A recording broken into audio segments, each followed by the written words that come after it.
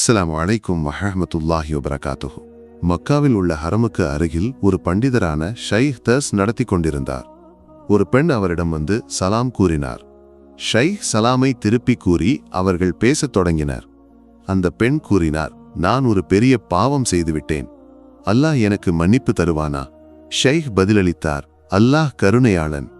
அவனது கருணையை நீங்கள் கைவிடக்கூடாது என்று அவன் கூறுகிறான். உங்கள் பாவம் எதுவாக இருந்தாலும் உங்கள் இறைவனிடம் மன்னிப்பு கேளுங்கள். அவன் உங்கள் பிரார்த்தனையை கேட்காமல் இருக்க மாட்டான். அந்த பெண் கூறினார், எனது பாவம் மிக பெரியது. அல்லாஹ் எனக்கு மன்னிப்பு தருவானா? அவனிடம் மன்னிப்பு கேட்கும் தகுதி கூட எனக்கு இல்லை. ஷைஹ் கேட்டார், உங்கள் பாவம் என்ன? அந்த பெண் தயங்கியபடி கூறினார், நான் அறிமுகமில்லாத ஒருவருடன் விபசாரம் செய்தேன். ஷைஹ் கூறினார், அது பெரிய பாவம், ஆனால் உங்கள் பாவம் வேறு ஒன்று.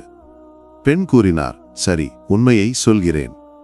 நான் ஒரு செவிலியராக வேலை செய்கிறேன். மந்திரவாதிகளுடனும் சூனியம் செய்பவர்களுடனும் எனக்கு தொடர்பு உள்ளது.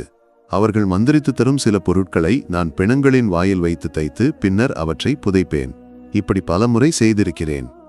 என் இறைவன் எனக்கு மன்னிப்பு தருவானா? ஷைஹின் முகம் கோபத்தால் சிவந்தது. அவர் கூறினார், நீ மனிதனா? சூனியம் அல்லாஹ் மன்னிக்காத பாவம் என்று உனக்கு தெரியாதா? சூனியம் ஷிர்க் ஆகும். ஷிர்க் செய்பவன் தௌபா செய்யாவிட்டால் அல்லாஹ் மன்னிக்க மாட்டான்.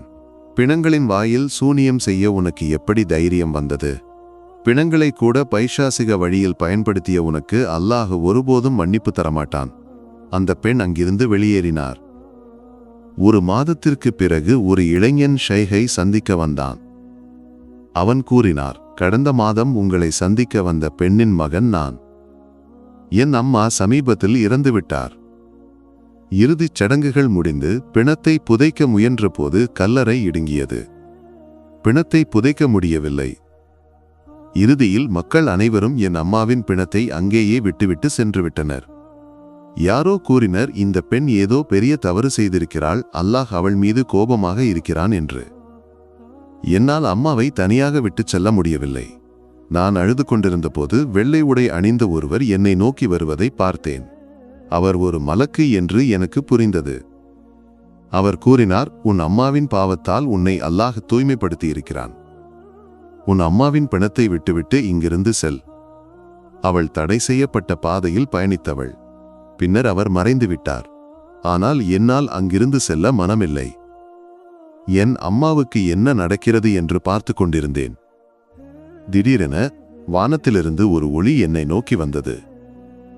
அதன் வெப்பத்தால் என் உடல் இப்போதும் எரிகிறது.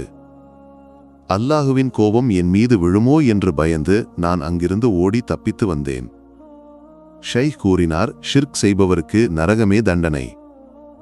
அவன் தௌபா செய்யாவிட்டால் அல்லாஹ் மன்னிக்க மாட்டான். உன் அம்மாவுக்கு அவளது செயல்களின் பலனை அல்லாஹ் பூமியிலேயே கொடுத்து விட்டான். முஸ்லிம் சகோதரர்கள் சிறிய தேவைகளுக்காக கூட மந்திரவாதிகளை அணுகுவது இன்று பரவலாகிவிட்டது. இதன் விளைவுகளை அவர்கள் உணர்ந்திருந்தால் ஒருபோதும் அந்த பாதையை நோக்கி திரும்பியிருக்க மாட்டார்கள். நபி ஸல் கூறினார்கள், யார் ஷிர்க் செய்கிறாரோ அவர் வழிகெட்டவர் ஆவார். அவர் இஸ்லாமிய பாதையிலிருந்து விலகியவர் ஆவார். அவர்கள் நரகாக்னியில் நிரந்தரமாக தங்க வேண்டியவர்கள் ஆவார்கள். அல்லாஹ் நம்மை நரக தண்டனையிலிருந்து காப்பாற்றட்டும். ஆமீன். இந்த வீடியோ உங்களை சென்றடைய காரணமானவர்களுக்கு தனிப்பட்ட முறையில் துஆ செய்யுங்கள் என்று நினைவூட்டுகிறேன். இன்ஷா அல்லாஹ் மற்றொரு வீடியோவுடன் பின்னர் சந்திப்போம். துஆவுடன் அஸ்ஸலாமு அலைக்கும் வஹ்ரஹ்மத்துல்லாஹி வபரகாத்துஹு.